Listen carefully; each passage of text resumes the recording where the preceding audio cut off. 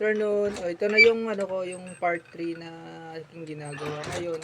Bali, zinizigzag ko na siya. Di ko na na-video yung paano ko sinalpak to, pero tingnan nyo na lang po dito sa pagkakabili niya. Bali, yung ginawa ko rito, ito siya ngayon. Ito na siya. Ayan, parang style niya na lang. Bali, ito na siya ngayon yung kasalukuyan kong tinatahi. Yan yung ginagawa ko ngayon. Bali, zigzag ko na lang tong ano niya, itong pinakatahi niya rito. Para parang style niya na lang, saka design, saka dagdag tibay niya na rin. Para matakpan yung dating bakat, yung dating tapal dito sa sapatos na to. Bari parang ano na siya, naging bagong bago tingnan kasi natapal, saka bago yung nilagay natin. Bali pagkatapos nito, tatahiin tapos kukulayan na rin para totally maging maayos at maganda na ulit siya. Parang back to original ulit yung ano niya, yung dating ganda niya. Sa pag-restore pala ng sapatos na lalong-lalo na yung mga ganito, hindi basta-basta oras ang hugulin mo rito bago matapos. Kasi pag-iisipan mo pa kung anong discarding gagawin dito. Tapos titignan mo pa kung ano yung dapat galawin at hindi dapat galawin. Minsan kasi hindi maiwasan yan. Ako sa experience ko, pag nagpo-full restoration ako, imbes na simple lang sana yung gagawin, napapatagal dahil dun sa baklas na ginagawa ko. Ang kinalabasan, matagal tapusin. Pero hindi ko naman shortcut. Pag shortcut naman kasi, ang pangit yan. Hindi maganda yung kinalalabasan. Kumpara dito sa baklas lahat, pag sa full restoration kasi katulad nito, binaklas ko yung swelas niya at pinapalan.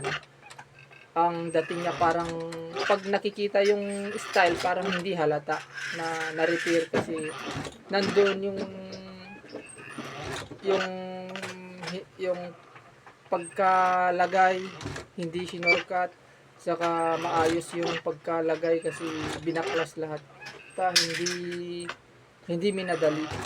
Ayan, yan lang purpose nito kung sa baklas. Yan, dinatahi ko na. Saka pagkatapos nito, kukulayan ko rin tong, lilinisin ko muna, tapos kukulayan ko. Ay, pre. Ito na rin yung ano, yung natapos ko na, bali ito, nakikita nyo. Itong style nito, parang style niya na lang yung zigzag dito. Ayan, bali ito, 2 pieces pattern yung nilagay natin dito sa harap. Ito naman 3 pieces pattern. Na dalawa dito sa left and right, tapos gitna. At yan, maganda siya tingnan kasi parang style niya na lang. Bali tatahiin pa natin tong swelas pagkatapos. Bali ang gagawin ko muna dito, pagkatapos nito ididikit saka itatahi at ang huli kukulayan na natin tong black niya para naman maganda tingnan saka magmukhang bago.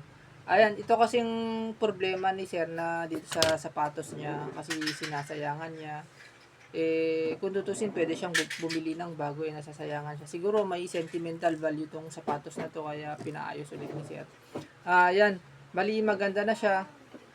Parang original pa rin yung style niya at hindi halata yung ano niya, yung pagkagawa. Ito yung discarding ginagawa ko.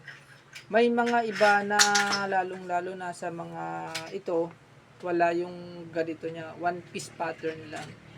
Ibig sabihin, ang ginagawa nila dun, kumukuha sila ng hulmahan para pumorma ito. Maganda sana yun kung meron sana tayong ganito. Pero ang ginawa ko, gumawa ko ng paraan para maisalpak ko at magawan ng tama at maayos tong sapatos ni sir. Ayan. Ito, part 3. Magpo-post ulit ako ng video dito sa part 4. At pag may sa mga